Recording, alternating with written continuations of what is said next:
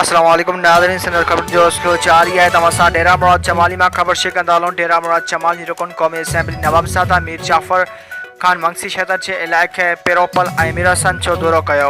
पंहिंजे दौरे दौरान मुख़्तलिफ़ माण्हुनि सां मुलाक़ात कई। उन्हनि जा मसला ॿुधा। पीरोपल वटि आवाम जे मुश्किलातुनि खे ॾिसंदे माण्हुनि जी आमद व रफ़्त जे लाइ पीरोपल ॿाहिरां अंदरूं जे लाइ हिकु पुल ठाहिराइण जो ऐलान कयो ऐं बेसिक हेल्थ यूनिट शोर थेरेपी खे रिपेयर कराइण जो ऐलान कयो। जॾहिं त मीरासन शहर में आवाम खे सहूलियत ॾियण लाइ 4 किलोमीटर रोड ॾियण जो ऐलान कयो ऐं खोसा मोला जे लाइ 2 kV ट्रांसफार्मर ॾियण जो ऐलान कयो। पीरोपल ऐं मीरासन शहर में पहुचण ते सरदार अब्दुल सत्तार शहर ऐं ज़ाद हुसैन शहर ऐं ॿियनि नवाबज़ादा मीर जाफर खान मगसी जो इस्तक़बाल कयो। पर मौक़े ते नवाबज़ादा मीर जाफर खान मगसी चयो त असांजी दिलि आवाम सां गॾु धड़कंदी आहे। असांजो जीअण मरण आवाम सां गॾु आहे। शहर मीरासन जो इलाइक़ो पोइते पियल आहे। माज़ी में हुक्मराननि जी तवज्जो न ॾियण करे इलाइक़ो मसइलनि जो घर बणिजी चुको आहे। इंशाअल्लाह असां इलाइक़े जे तामीर ऐं तरक़ी लाइ पंहिंजो किरदारु अदा कंदासीं।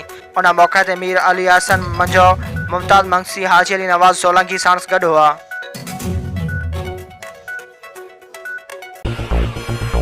वधीक ख़बरूं ॾिसण लाइ विज़िट कंदा असांजी वेबसाइट www.sindhajraknews.com।